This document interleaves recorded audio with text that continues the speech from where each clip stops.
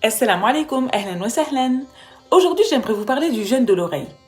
Effectivement, le croyant doit également protéger ce précieux don de Dieu, qui est l'oreille, des choses comme les mensonges, les médisances et les commérages, et doit s'éloigner des lieux où ces choses sont proférées. En effet, il est tout aussi vil de parler en mal que d'écouter le mal. Le Coran affirme combien est laid le comportement de celui qui écoute les mensonges et autres choses similaires. Maintenant, écoutons un verset du Coran.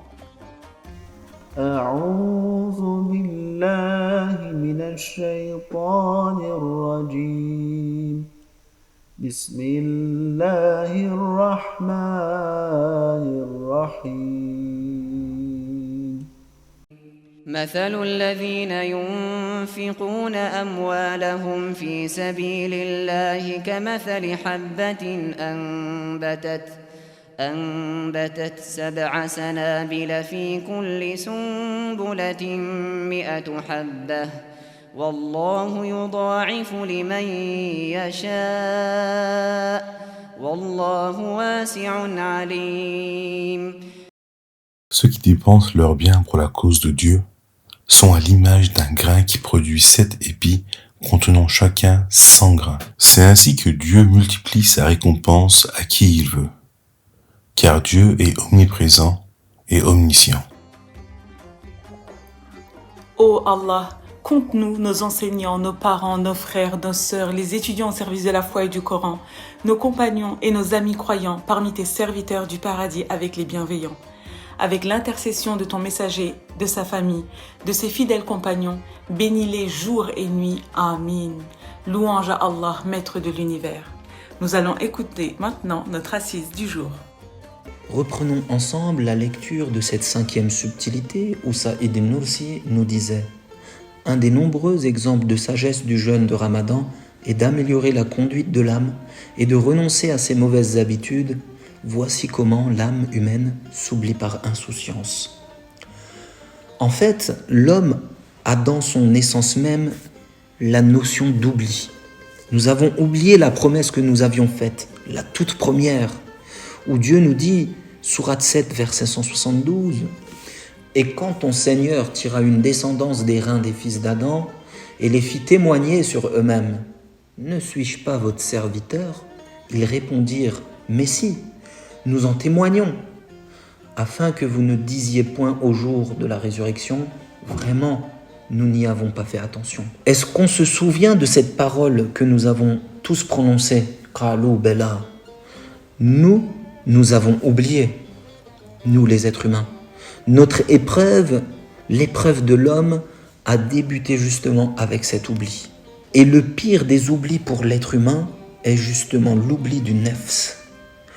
Oublier qu'il détient un nefs en lui qui le pousse à exécuter tous les désirs qu'il a sans limite. Il y a 2 aspects dans cela. Le premier est de considérer le nefs tel un ennemi qui saccage notre vie éternelle dans l'au-delà. Rappelons que, à la guerre, dans une situation de guerre, oublier l'ennemi est le premier pas de la défaite. Deuxième aspect, le nefs oublie sa nature même. Il oublie sa structure, sa constitution. En fait, le nefs s'oublie lui-même. Que disait Saïd Nursi dans le passage concerné ? Elle ne peut pas voir le fait d'être totalement impuissante, pauvre et fautive. Elle ne veut non plus voir cela. Le nefs existe grâce à la puissance, à la volonté, au décret et à la grâce de Dieu. Mais dans la négligence et l'ignorance, le nefs oublie cela et pense que tout ce qui tourne autour de lui et tout ce qu'il possède lui appartient et pense que c'est grâce à ses efforts qu'il les a gagnés. En fait, le nefs pense qu'il maîtrise tout, alors que Dieu lui donne en continu. Le nefs commence à croire que c'est de lui qu'émane tout ce qu'il a, et il commence à dire avec insistance « C'est ma force, c'est ma jeunesse, c'est ma vie, c'est ma voiture, c'est mon travail, c'est mes enfants, c'est mes biens, etc., etc. » Il va nous pousser à être fiers et arrogants à travers des choses qui ne nous appartiennent même pas. Des choses qui ne nous appartiennent même pas. Alors le nefs va aller à l'encontre de la da'wa principale, Rappelons-nous et rappelez-vous notre raison et notre cause principale d'être sur terre. Réaliser ce que Dieu nous a demandé et répondre à la raison de notre création. L'adorer et le contempler, le découvrir à travers ses créatures et ses créations, et ensuite le remercier. Vouloir quelque chose d'autre que la volonté d'Allah, c'est vers ça que le nefs va tendre. Il va dire, Dieu veut ça, mais moi je veux autre chose. Chaque homme, n'oublions pas, détient dans sa nature un attribut de despotisme. Chaque nefs est un petit despote, dit Saïd Nursi dans un passage. Alors que le nefs va croire que tout ce que Dieu lui donne sont à lui, il va devenir un petit pharaon, un despote. Et le jeune va arriver tel un sauveteur pour nous et va nous mettre, ou il va mettre un coup de grâce au nefs pour qu'il redescende de ses états et qu'il retrouve une conscience saine. Manger, boire sans limite, ne pas mettre de limite et laisser faire le nefs et nos désirs, justement va transformer notre ego intérieur, notre nefs, en un petit despote, en un petit pharaon, comme Saïd Nursi nous l'explique. Rappelez-vous du pharaon qui disait qu'il faisait tout ce qu'il veut, même de tuer et de ressusciter. Il disait qu'il avait la capacité de tuer et de ressusciter. Donc, faire tout ce dont on a envie, répondre à tous nos désirs sans fin, provoque cette graine pharaonique qui végète en nous et qui commence à fleurir dans ce sens, dans ce cas-là. Le nefs peut prendre tellement d'importance qu'il peut avaler littéralement l'être humain qui le porte. C'est comme s'il devenait le cavalier et l'humain la monture. Ô mon Dieu, je t'implore et te demande par égard pour tes beaux noms. Ô notre Seigneur, ô notre Dieu, ô notre Maître, notre Supérieur, ô notre Patron et Propriétaire, ô notre aide, ô notre Protecteur, ô notre Seigneur dont l'omnipotence suffit à tout, ô notre Pourvoyeur qui pourvoit à tous nos besoins, ô notre Guide, ô notre Secoureur qui nous sauve de soucis et de calamités. Gloire à toi, ô Seigneur, pas d'autre divinité que toi. Nous implorons ton secours, protège-nous de l'enfer. Nous allons maintenant écouter El Jawshan El Kabir.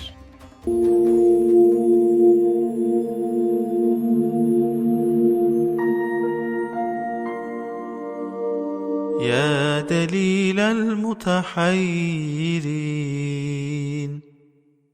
Ô celui qui montre la voie à ceux qui errent dans le doute et la perplexité. يا غياث المستغيثين. Ô celui qui aide ceux qui veulent être aidés. يا صريخ المستصرخين. Ô celui qui entend le cri de ceux qui crient à l'aide. يا جار المستجيرين.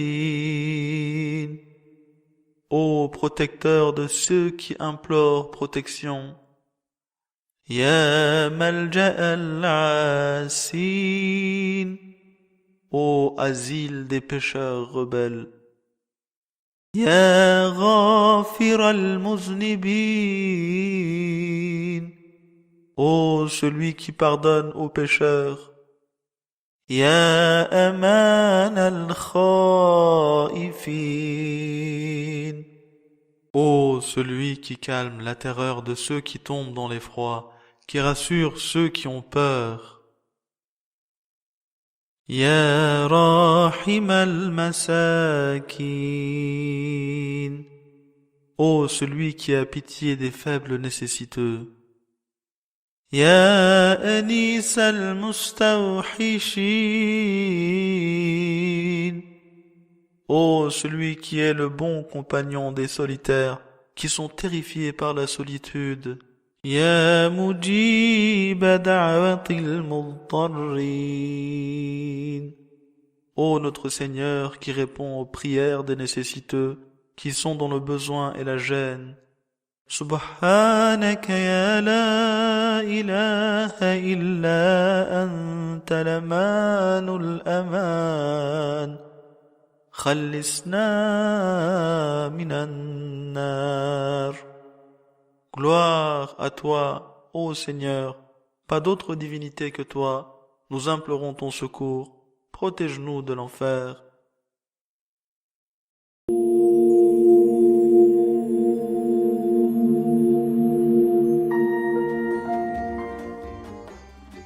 Ô Allah, déverse sur nous l'endurance et fais-nous mourir entièrement soumis. Amin.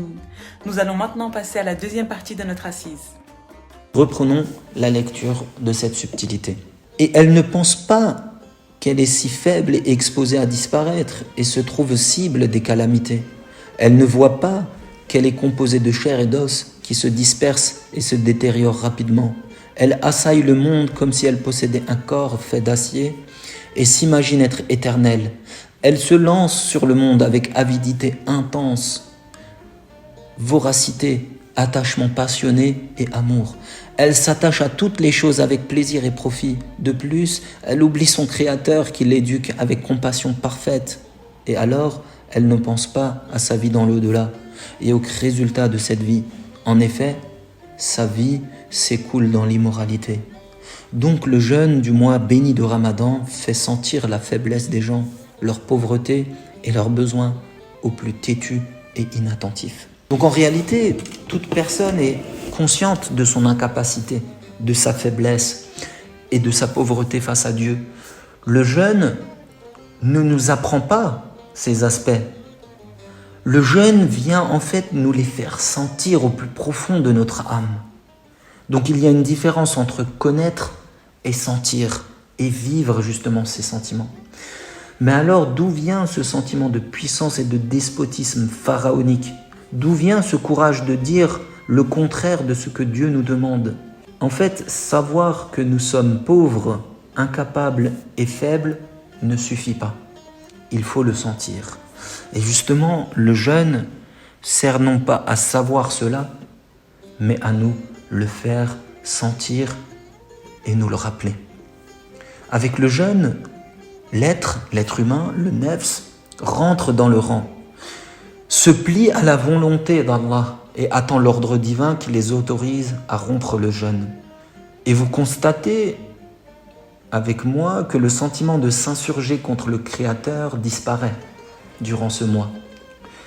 Et il se dit « Oh Allah, j'accepte tout ce qui vient de toi. » Avec le jeûne, nous mettons un coup de grâce à cet aspect de despotisme que nous portons en nous. De ce fait, avec le jeûne, le nefs ne comprend pas seulement qu'il est incapable, faible et pauvre, mais il sent qu'il est incapable, faible et pauvre au plus profond de son intérieur. Que disait Saïd Nursi ? Au moyen de la faim, ils pensent à leur estomac, ils comprennent le besoin de ce dernier, ils comprennent comment leur corps fragile est faible et perçoivent comment ils sont pauvres de compassion et de bonté. Donc, ils abandonnent le despotisme de l'âme et par la reconnaissance de leur impuissance totale et leurs besoins, ils perçoivent un désir de prendre refuge à la cour divine. Ils perçoivent un désir de prendre refuge à la cour divine. C'est une notion très importante qu'il faut bien comprendre. Souvent, à travers la prière, les invocations que nous allons faire en face de Dieu et lui demandons des choses, mais souvent nous le faisons sans percevoir ce désir évoqué. Ainsi, de percevoir ce désir au plus profond de nous. Alors qu'Allah souhaite que l'on vienne vers lui avec ce désir ultime, avec cette prise de conscience que nous sommes désireux de sa grâce et de sa bonté, nous devons ressentir notre désespoir face à nos épreuves, notre faiblesse et nos nombreux besoins auxquels nous ne savons pas répondre. Se réfugier auprès de lui tout en ressentant au plus profond de notre âme notre besoin face à notre incapacité, à notre faiblesse et à notre pauvreté. Alors, il ne faut pas prétendre être le serviteur d'Allah, mais il faut le ressentir. Il faut vivre cette mission que Dieu nous a donnée jusqu'au plus profond de notre âme, jusqu'au dernier atome de notre corps. Il faut lâcher ce côté despote, pharaonique de notre nefs. Quand on fait notre prière, effectivement, nous exécutons des actes, mais est-ce que notre âme en fait de même? Ou il reste debout, tel un pieu planté dans la terre? Alors que le premier mouvement doit venir de l'âme et non du corps. C'est l'âme qui va donner l'ordre de se plier devant Dieu, de sentir son infériorité et son incapacité face à Dieu. Et le corps va s'affilier à l'âme dans la prière, il va s'associer dans l'acte. Et dans cette prière, il va mettre sa tête à même le sol, il va se rendre compte qu'il représente uniquement un zéro face à Dieu. Et c'est de cette manière que l'ensemble âme, corps, va annoncer qu'il n'est pas créateur, comme pourrait le prétendre le nefs, mais un serviteur de l'unique créateur qui est Dieu. La saveur de la prière est ressentie uniquement si nous arrivons à ce degré de sentiment.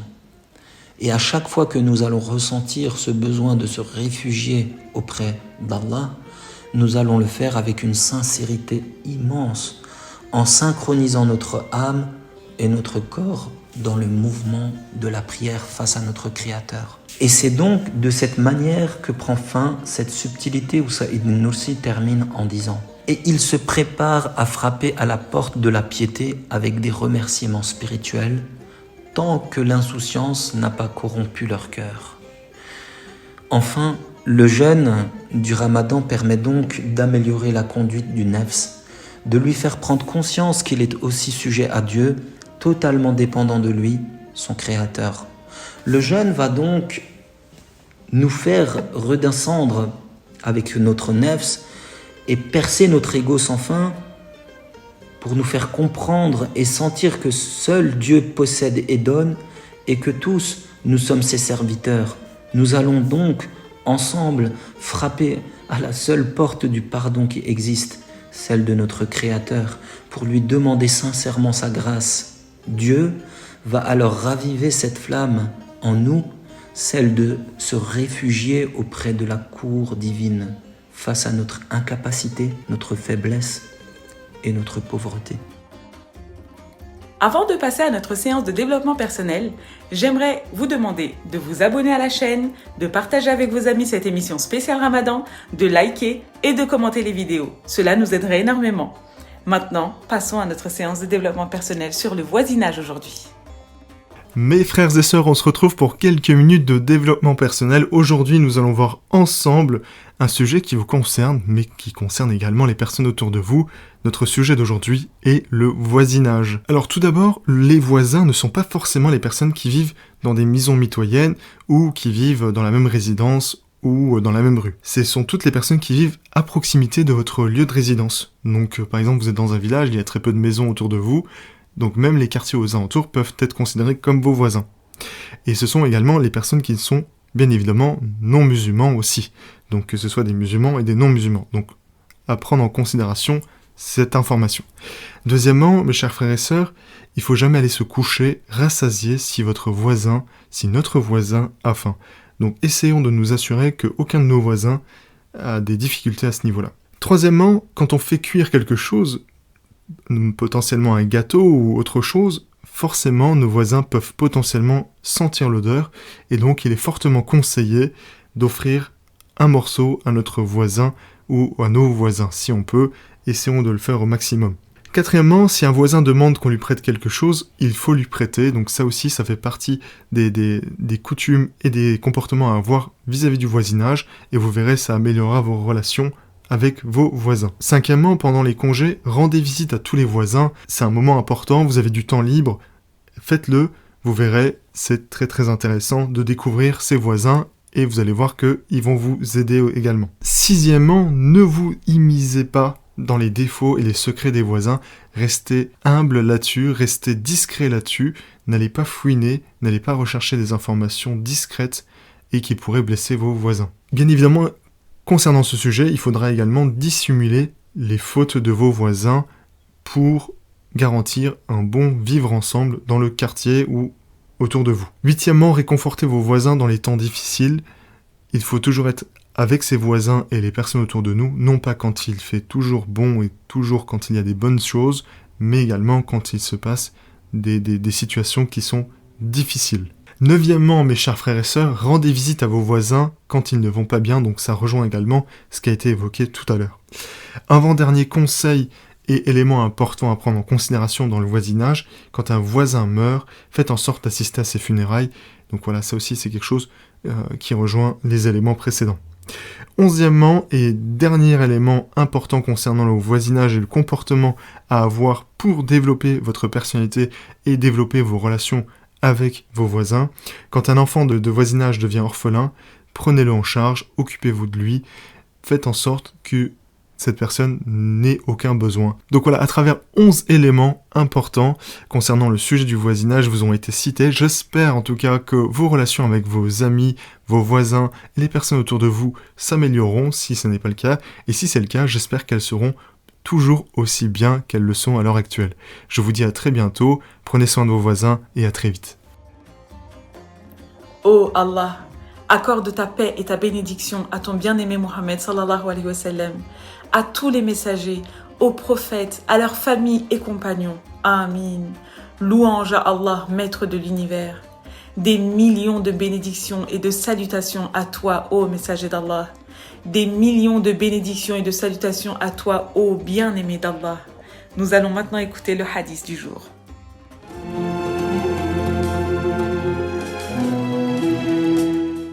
La satisfaction d'Allah réside dans la satisfaction des parents et la colère d'Allah dans la colère des parents.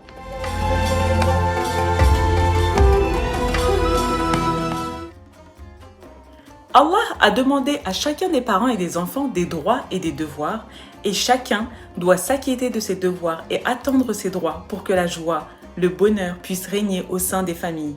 À travers ce hadith, nous comprenons que même si on est le plus pieux des hommes, si nos parents ne sont pas satisfaits de nous, nous mettons en colère Allah Azza wa Jal. Rappelons que chaque être humain vient au monde en tant qu'enfant d'une mère et d'un père. Puis, si Allah lui permet, il devient parent à son tour avant de quitter ce monde pour rejoindre son Créateur. Ainsi, chaque enfant est un potentiel futur parent, tandis que chaque parent est lui-même l'enfant d'une mère et d'un père. La question qui se pose ici, c'est de savoir comment satisfaire nos parents. Il est obligatoire d'obéir aux parents tant que ce qu'ils demandent n'est pas contraire à la religion. Par ailleurs, il faut être bienveillant et bon avec eux. Ne pas leur causer de la gêne et également leur apporter de la joie et du bonheur. Être humble envers eux et pour finir, invoquer pour eux. Les soigner lorsqu'ils sont malades, les nourrir, les vêtir comme ils nous l'ont fait durant notre enfance. Les rôles s'inversent avec le temps. Qu'Allah nous pardonne ainsi que nos parents et qu'il nous facilite dans nos épreuves. Amin. Nous allons maintenant écouter les beaux noms d'Allah subhanahu wa ta'ala.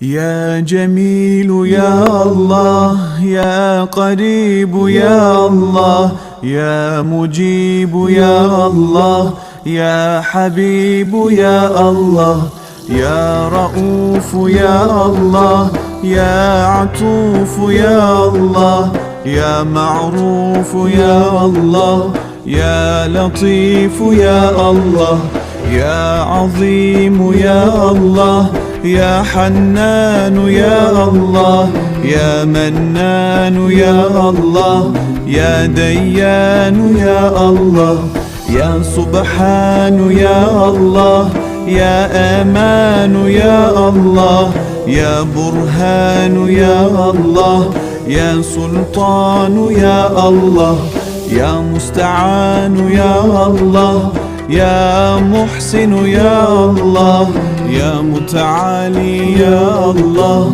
يا رحمن يا الله يا رحيم يا الله يا كريم يا الله يا مجيد يا الله يا فرد يا الله يا ذكر يا الله يا أحد يا الله يا صمد يا الله يا محمود يا الله يا صادق الوعد يا الله يا علي يا الله يا غني يا الله يا شافي يا الله يا كافي يا الله يا معافي يا الله يا باقي يا الله يا هادي يا الله يا قادر يا الله يا ساتر يا الله يا قهار يا الله يا جبار يا الله يا غفار يا الله يا فتاح يا الله.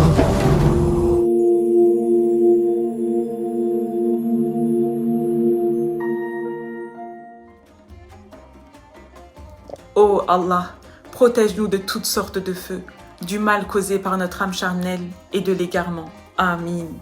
Je vous remercie d'avoir écouté notre émission spéciale Ramadan. Je vous souhaite une bonne soirée et à demain.